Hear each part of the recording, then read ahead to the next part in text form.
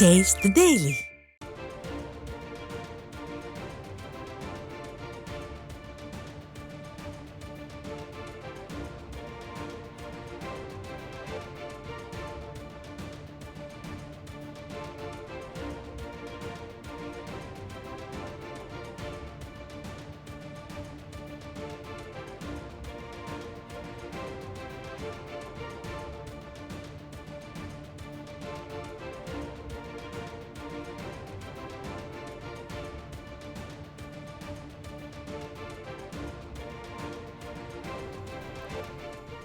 அண்மை செய்தி. பிரபல நாட்டுப்புற பாடகி கொல்லங்குடி கருப்பாயி அவர்களின் மறைவிற்கு அதிமுக பொதுச் செயலாளர் எடப்பாடி கே பழனிசாமி இரங்கல் தெரிவித்திருக்கிறார்.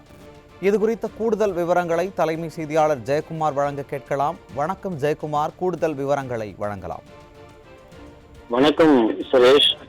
பிரபல நாட்டுப்புற பாடகியும் நடிகையுமான கொல்லங்குடி கருப்பாயி அவர்களுடைய வயது முதிர்வார் காலமானார் என்கிற செய்தி கேட்டு வருத்தமுற்றேன் என்று அனைத்திந்திய அண்ணா திராவிட முன்னேற்ற கழகத்தினுடைய பொதுச் செயலாளரும் சட்டமன்ற எதிர்க்கட்சி தலைவரும் முன்னாள் முதலமைச்சருமான புரட்சி தமிழர் எடப்பாடி கே பழனிசாமி அவர்கள் இரங்கல் விடுத்து அறிக்கை வெளியிட்டிருக்கிறார்.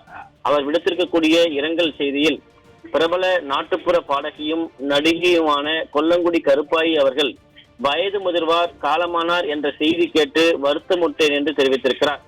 1993 ஆண்டு இதய தெய்வம் மாண்புமிகு அம்மா அவர்களுடைய பொற்கரங்களால் தமிழக அரசினுடைய கலை மாமணி விருது பெற்ற பெருமைக்குரிய நடிகை கொல்லங்குடி கருப்பாயி அவர்கள் என்று தெரிவித்துள்ளார். ஆண் பாவம், கோபாலா கோபாலா, ஆயுசு 100 உள்ளிட்ட திரைப்படங்களில் நடித்துள்ளார் என்று தெரிவித்துள்ளார். அகில இந்திய வானொலியில் 30 ஆண்டுகளுக்கும் மேலாக நிகழ்கலை நிகழ்த்துனராக பணியாற்றி உள்ளதோடு பல்வேறு நாட்டுப்புற பாடல்களை பாடி அனைவரது பாராட்டையும் பேரன்பையும் பெற்றவர் கொல்லங்குடி கருப்பாய் என்று அனைத்திந்திய அண்ணா திராவிட முன்னேற்ற கழகத்துடைய பொதுச் செயலாளரும் சட்டமன்ற எதிர்க்கட்சி தலைவரும் முன்னாள் முதலமைச்சருமான புரட்சி தமிழர் எடப்பாடி கே பழனிசாமி அவர்கள் தெரிவித்திருக்கிறார்.